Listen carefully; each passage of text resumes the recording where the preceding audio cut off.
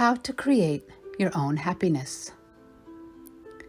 These days, I spend many hours a day alone in my Dharma center. I spend a lot of that time meditating on my cushion, and much of that time I have been reflecting on the suffering and discontent of my students, friends, family, and all people all around the world. There is truly so much suffering, and I cry a lot during my meditations when I reflect on this suffering.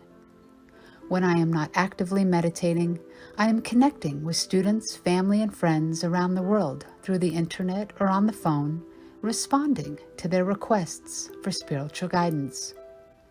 They all experience various forms of suffering, and since I am not always available, I thought I'd write down some advice for anyone who is dealing with the problem of suffering.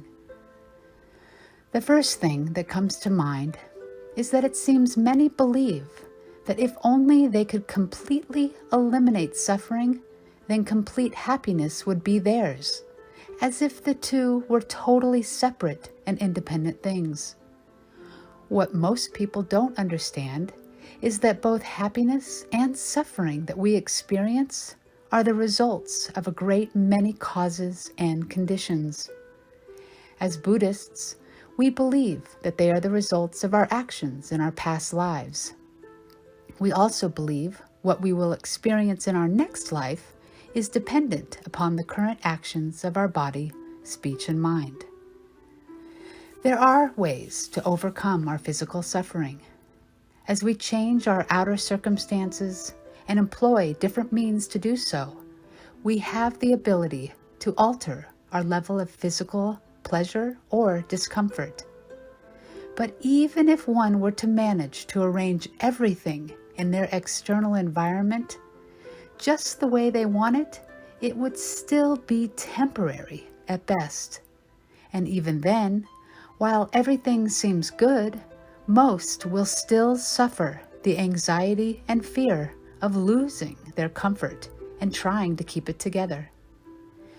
As I have recently written in my composition, Dharma Gong to Wake Us from Ignorance, even if I attain physical, outer happiness, it is the suffering of change. The feeling of mental inner happiness can be unchanging, eternal happiness. As difficult as it is to transform our physical suffering, it is even more difficult to transform our mental suffering. A mere change in our external circumstances is not enough to bring any real improvement to our mental anguish. That transformation has to come from within us. A big house, wealth, and fame is neither the cause nor the condition to bring about mental happiness. That can only arise when we transform our own way of thinking. Actually, this is quite an amazing and radical discovery, as it is one of the greatest gifts that the Buddhist teachings or any other religious or philosophical system has given to humanity. That there is a limitless source of well-being and contentment, which is not only dependent on pleasurable external stimuli, but arises from within the very nature of consciousness itself. In the language of modern science, it is a hypothesis which can be tested by anyone with the inclination to do so. In this day and age of immense competition, we constantly look at and compare our own situation to something else or someone else. Thus, greed, jealousy, and competition results in ongoing mental anguish. This is how we deliberately push away our own inner happiness. For some, there is a feeling of grave discontentment that they don't have the means at present to be happy, and that one day, when they become rich, they will finally have the means to experience inner happiness. For others, there is the notion that happiness will come to them when they find a partner, get married, and have a family. Humans end up finding innumerable ways they think they can achieve happiness and believe that it is only possible in a distant future. This, however, is a completely wrong approach toward attaining it. If the factors for the causes of happiness are mistaken, then one will never be able to bear the result. The real root problem here is one of misidentifying the cause of happiness. In the composition Dharmagong to Wake Us from Ignorance, I write, "Don't be like a mother searching in the West for a child she has lost in the East. Having turned the mind inward, don't seek happiness outside." So now, what can we do about it? It is only the first step to stop seeking outside for happiness. The next step is to identify the methods to unveil inner happiness. Here, I would like to offer a suggestion that came to me while reflecting on this piece. This is a practical and simple contemplation that anyone can do with a little bit of discipline and consistency. Contemplate happiness throughout the course of a single day. Think of it in each moment. For example, to begin your day, you can take pleasure in your first meal. If you are having it with your family, you can take the time to truly appreciate your loved ones throughout your breakfast. When the meal is over, you will realize you have created happiness for that duration. Then after breakfast, as you begin to meet people, you can direct your attention toward appreciating the positive traits in the individuals you interact with. If you find troubling aspects in someone, try redirecting your mind to your own faults instead of focusing on what you don't appreciate about another. Try to genuinely appreciate the person before you. By doing this, you will experience happiness. Psychologists today say that perhaps 95% of what we see in another person is based on our own mental projections imputed onto them. Actually, the great Buddhist saint and philosopher Nagarjuna was saying just about the same thing in the 2nd century. As your day progresses, pause to appreciate your lunch, whether at home or at a restaurant. Even if your lunch is unsavory, at that moment, if you are able to think of all the homeless, refugees, and countless others literally starving to death, it will, in that instant, help transform your mental disposition and bring gratitude and happiness. Arguing or complaining about your lunch, on the other hand, will only cause you distress. Likewise, after lunch, if you engage mindfully with your body, speech, and mind during dinner or any activity for the rest of the day, then you are able to establish happiness within a 24-hour period. A day with inner happiness. There is always cause for self-made discontentment that must be watched and constantly corrected. Conversely, if you repeat the above meditations from one day to the next, you will become the cause of your own happiness. Practice this repeated shifting of perspective away from noticing flaws or distraction and toward appreciation, gratitude, and the moment-by-moment beauty of life. Don't take my word for it. Try it and see what happens. Happiness does not drop from the sky or grow from the earth, nor is it something to wait for in the distant future. What destroys happiness is the insatiable mind fueled by greed. This greed that bleeds into society turns our body, speech, and mind toward the causes and conditions of physical and mental suffering.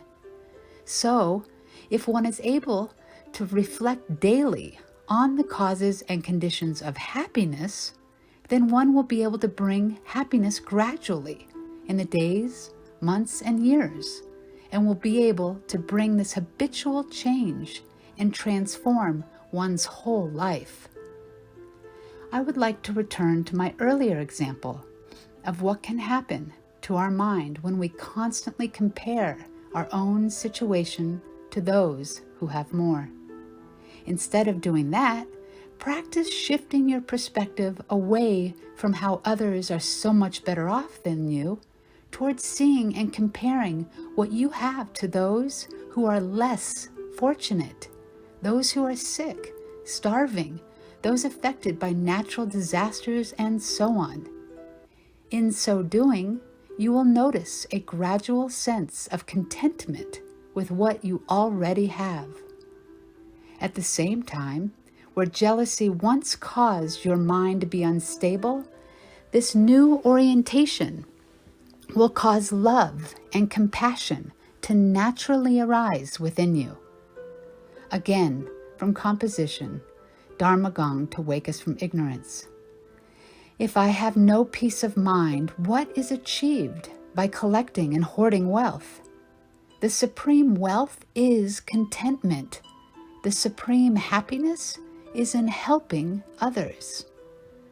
In summary, if one wants to find genuine happiness, one has to curb greed, find contentment, and transform one's own body, speech, and mind. Another way to achieve these goals is through meditation. Meditate daily to challenge one's sense of self-grasping, attachment, and pride. You can meditate for 5 minutes every single day when you wake up. In particular, meditate on impermanence. For about 2 minutes, just contemplate that all outer phenomena are fleeting. We witness impermanence daily, including death, birth, sickness, days turning into nights, the 4 seasons, the 5 elements, and so on. Then, for the remaining 3 minutes, contemplate the impermanence of your own existence. Reflect on your own age, your physical condition, and an estimation of how long you will live. In this way, reflect for 2 minutes outwardly, then for 3 minutes inwardly every day. We will never be able to eliminate greed, the basis of our anguish, without pondering death and impermanence for even a few minutes. Not knowing if we may be alive tomorrow, we plan as if we are going to live for 100 years. This reflection on impermanence will provide an antidote to your own self-grasping, which erodes our happiness, especially in these times. Meditate on impermanence, an antidote for self-grasping. In the afternoon, when you have time, meditate for about 5 minutes on the true nature of samsara and the meaning of samsara as an ocean of suffering.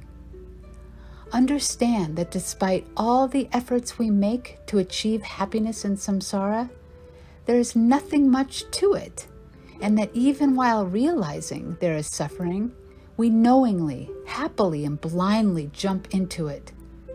In Dharma Gong to wake us from ignorance, I write, "It is so sad, poor beings like myself. We want happiness in our minds, yet apply ourselves to actions that cause suffering and have to experience the painful results.